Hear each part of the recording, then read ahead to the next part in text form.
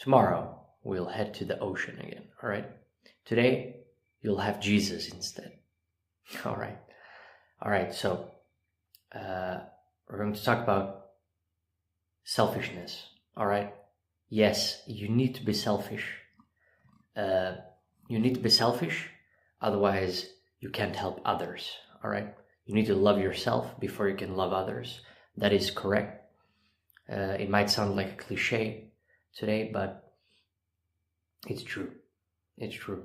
You gotta work on yourself first, and then you can help others, all right? So you become selfish, you focus on yourself every day, you clean up your diet, you clean up your sleeping patterns, you clean up your everything, all your behavior. You clean up all the apps, you remove all the apps you don't need. You can, for example, start to use your phone for work and so forth. You can remove everything. You can even, if you don't use your phone as a tool, then remove it completely. All right. Now, you gotta be selfish, because this selfishness, people talk about selflessness all the time, all right? And that's why I think Nietzsche's Ecce Homo is still modern. It's incredible. I mean, he was talking about this. The fact that everyone is speaking of selflessness as if selfishness is that bad, you know. It's not bad, because you're born with this ego and you can't do anything else, you know. It's not physically possible to become completely selfless. It is just impossible. And in some sense, yes, you can, like, this might sound like a paradox, but by becoming selfless, by becoming incredibly focused on yourself, by becoming super, ultra selfish, in some sense you will become selfless as well. Now hear me out. You will start working on yourself, and then you will realize, like the wall I speak of, you will realize that there must be much more to life. I want to share things and so forth, you know. Once you work on yourself, you want to work with others, or you want to help others in some way, using your strength, all right? I've spoken of this before, so that's one thing, all right? The other is that being selfish is not bad, because without selfishness, you can't do anything, all right? You're becoming a people pleaser. You don't want any conflicts. You don't become anything. You need to discriminate to become something. You need to discriminate, otherwise you can't define who you are. If you don't work on yourself and trying to define who you are, the same way Nietzsche spoke in Ecce Homo, he talks about how he used to be a bookworm, he used to read a lot and so forth, but then he started to realize his destiny. He cut out everything. He stopped reading for long periods of time, like it took perhaps months or a year or something before he read again. You know, obviously he read a lot, you know. There is a library of his in Germany where you can, his archives and notes and everything, you can read all about that.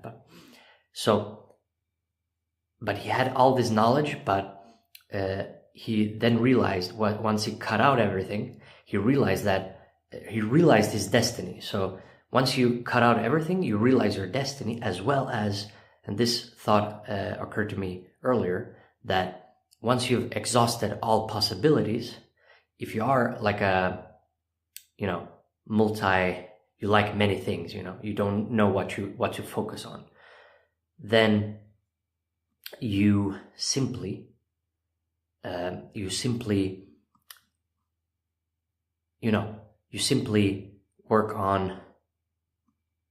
remove things to realize what it is. And you work on, obviously, in your thoughts, you work on all these possible possibilities, all these possible patterns and so forth. Imagining yourself in all these roles, imagining yourself who you are, who you want to be remembered as in history, or, you know, who you want to be remembered as if you're truly ambitious, you know. I'm speaking to highly ambitious people. That's my goal here. I'm not looking for mediocrity, all right? We're not looking for mediocrity. We want greatness. Mediocrity is just, for me, it's a waste of time. I only read the greatest, I only read the best, I only use the best techniques, even in training, in eating and everything. That's why I found my diet. That's why you need to find your diet. You need to find your sleeping behavior, the patterns. You need to find your habits. You need to find all of these things. And the only way is through your own experience. You can't teach experience. All right. I can only guide people. I can teach my experience in vocal knowledge, but it's not wisdom. Wisdom is utilized knowledge. To acquire wisdom, you need to work yourself. Self-experimentation is utterly important to my philosophy, and it should be in your philosophy in general, like a general principle, you know. So you need to focus on yourself. You need to be selfish, especially in the beginning, all right? Especially if you're starting out. You truly need to work on yourself and only focus on yourself. I know you might have a partner, and it's great if they can, you know, help you and so forth, motivate you, or actually forget about motivation from others. Don't get caught in motivation, like all these YouTube videos with motivational quotes, and, you know, they're trying to steer you up. It's like a religion, basically. It's crazy, all right? You need to move. You need to move, motion. You need to... I'm going to make a symbol out of this, all right? I'm going to make a logo and stuff. So it's always going to remind you of this, all right? So you the fire, you know, you need to be fire. You need to be your own fire, all right? Your own inner flame has to motivate you, all right? That's the only way. That's the only way it's going to work long term. You can't rely on these videos and motivational quotes and even philosophers and so forth for you to be motivated. You need to just stop everything, even stop reading. So this is the ultimate dopamine fast, you know. Remove everything, all right? Everything. You don't read, you don't anything, you know. Obviously, you eat, so you work, you cut out everything that is information, all right? You starve yourself of information for the moment, all right? You can do this for a month, all right? Here's another thing to do for a month when it comes to dopamine fast, all right? There's another exercise. You don't even read. Okay, you can meditate, but you don't use imagery meditation, all right? Don't use imagery meditation. You just breathe and you use awareness. That's it, all right? That's it. You limit your salt intake because dopamine receptors actually, they actually work with, there is a process here with salt as well. So you limit your salt intake, you limit your, I would actually go carnivore here. You limit your fruit intake, you limit nut intake, you limit vegetable intake, root intake, obviously all carbs like rice and potatoes. I don't eat bread, but all right. So, and obviously alcohol. I will never endorse alcohol. I'm completely against alcohol because it kills liver cells, and that's the number one argument for me. I mean, that's the most convincing argument in my opinion. So alcohol literally kills liver cells. That's, for me, it's the best argument against alcohol. All right, and the thing and the antioxidants and all that nonsense in wine, you can find that in fruits and berries and so forth. But for a month, you forget about fruits and everything, alcohol as well, everything. All right. Actually, alcohol, you need to cut out alcohol completely. All right. And it's not for religious reasons or anything like that. All right. It's for health reasons. Everything we do here is for health, like at the core of everything, it is for health reasons. At the core of all the motivation, at the core of all of our reasons behind all of our actions lies health. Okay? That's the pillar we stand on. All right? That's the pillar we stand on. That's the main foundation. Okay? We can call it whatever, but just to remember this, I'm using these words so that you remember all these things. Okay? So for a month, you don't even read, you don't watch any movies, you don't listen to any music, you don't watch any YouTube, you don't go to Twitter, you don't go to Facebook, you don't use Snapchat, you don't use anything that actually you can remove internet completely as well. Because some of that information will just trigger, I mean, in the sense that it will trigger your dopamine, okay? So your dopamine receptors has to relax for once, all right? That's the whole point of dopamine fasts. Your dopamine receptors has to relax, okay? Your dopamine center has to, did I say receptors? Yes. Your dopamine receptors has to relax. Your dopamine center has to come to its natural state, all right? Because our bodies are still biological, all right? Our bodies haven't caught up with modern technology yet. So we need to treat our bodies the same way our ancestors treated our bodies. We need to eat similarly. That's why we need to eat organ meats and we need to eat fruits, obviously. And I mean, like berries, we can eat berries, we're made to eat, we're highly adaptive creatures, all right? So when people say we're meant to eat something, you need to find your own, all right? You need to find your own way, because factors such as geography is highly, it's a high factor there, okay?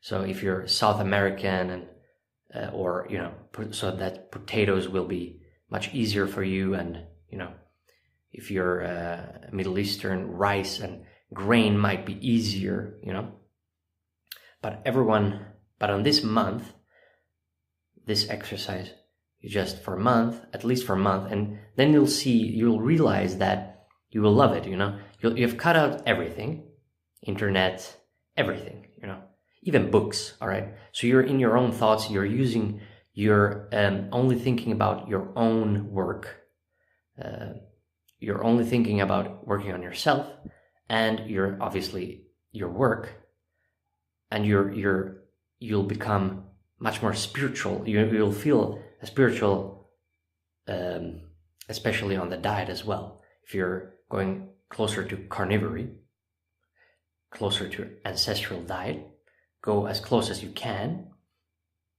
You don't have to go overboard. And if you're a beginner when it comes to diet, you can start with meat and some fruits and so forth, all right? And some carrots and, but everything else you cut out, all right? For a month, okay? You can meditate in the evening for 20 minutes with some vipassana, some breathing techniques and so forth, okay?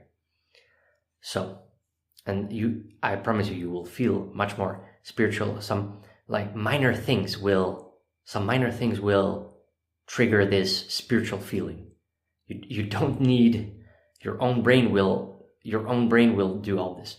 You won't need all this nonsense to feel great. All right, you will, by your own, you will feel great, and you will own yourself. This is another principle of mine: owning yourself. You need to own yourself, otherwise you will always be miserable. You will always be a slave to someone else. Don't be a slave to someone else. Attention, everyone wants your attention. Use laser focus on yourself, literally yourself, and change whatever your old self is. Kill that old self and create this new self. All right, reinvent yourself. Okay, so now we're talking about reinvention, but this is very closely related to all this selfishness, and you just constantly recreate yourself. Okay, just smash everything and you rebuild yourself. Okay, there's nothing wrong with that. I've done it a billion times. I've done it a billion times with philosophy. You get into someone else's shoes, someone else's self, you try it out. It's like trying out a new costume or something, or a new suit, you know. Obviously, perhaps not a costume. I mean, you're not a clown, but, or perhaps you're a clown, I don't know. But, so you focus on yourself, and then you can, after that month, you can start to reintroduce things. All right, perhaps you will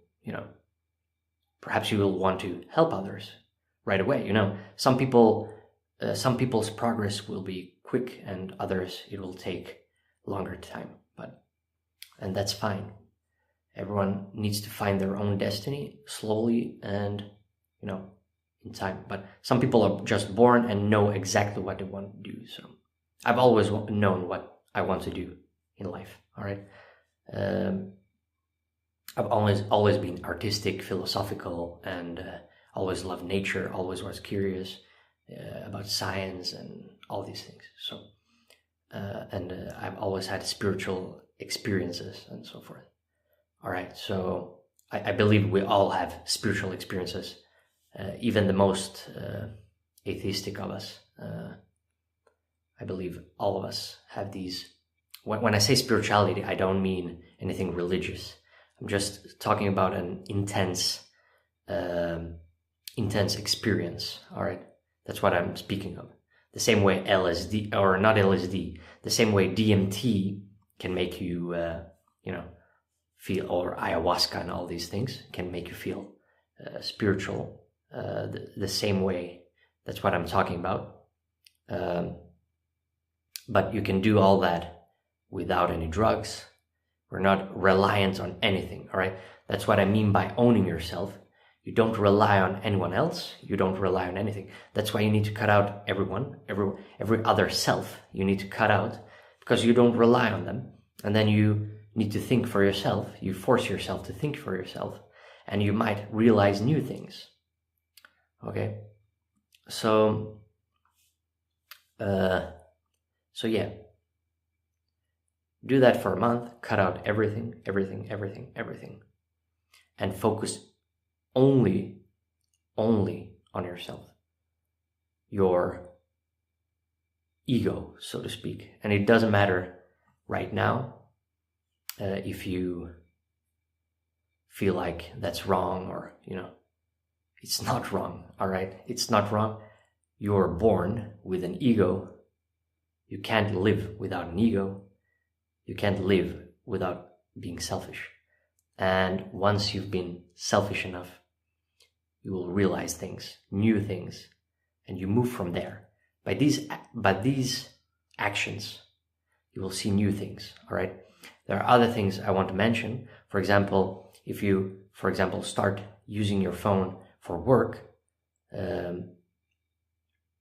instead of using, I mentioned images some video ago. I mentioned posters, or, you know, you use images, or you print something on your wall or something. Don't do that. Do this instead, all right? Do this instead. Whatever is your work, whatever is there is a background there, or whatever represents your work, you know. So for example, the photo I have on YouTube, the background photo, I have that on my phone as well. So every time I swipe, I see my background, YouTube background. Even the home screen and the lock screen, both are my YouTube channel image, all right? And that way, it reminds me that, oh yeah, this tool here, this thing here is work. It's for work, nothing else, all right? And I still haven't checked any news. I have no idea what's happening in the world right now, actually. I have no idea. I'm totally in my work right now, all right? I have no idea what's happening with politics. I have seriously no idea. No idea. The only way I will know is if someone else is going to tell me when I socialize. So for example, later tonight, I will meet some relatives, and perhaps they will tell me something, and that's the only way I will know about that. But during the evening, that will be my relaxation time, and especially today won't be I won't go back to my regular schedule, for example, because I wasn't home, and I need to reset everything and get back to my schedule. But I couldn't. I was too tired. I had to just, I was sleeping much better in my, you always sleep better in your own bed. So always, it doesn't matter where it is. And actually, I like a harder bed. So I like hard beds. Someday I will perhaps I think I will sleep in the future. I will sleep like on a Japanese mattress. All right. Anyway, enough talking about myself. Focusing on yourself. That's what happens when you focus on yourself. All right. 1 month you do nothing, or obviously meet people, and work and so forth, but nothing else. You work in your head, so to speak. Okay. Some people might get crazy, but you can write down your ideas. That's allowed. Okay. It's allowed to write down your ideas, but don't use information from anyone else. Use only the information you gather from experience. Okay. Only use the information you gather from this selfishness experience. Okay. Only gather the information from this selfishness experience. All right. So if you have any problems with this, you can send me an email for consultation. We can book a session and we'll see if we're a match. We'll get through all these psychological hindrances, problems, issues, and so forth. And yeah, that's it, guys. See you.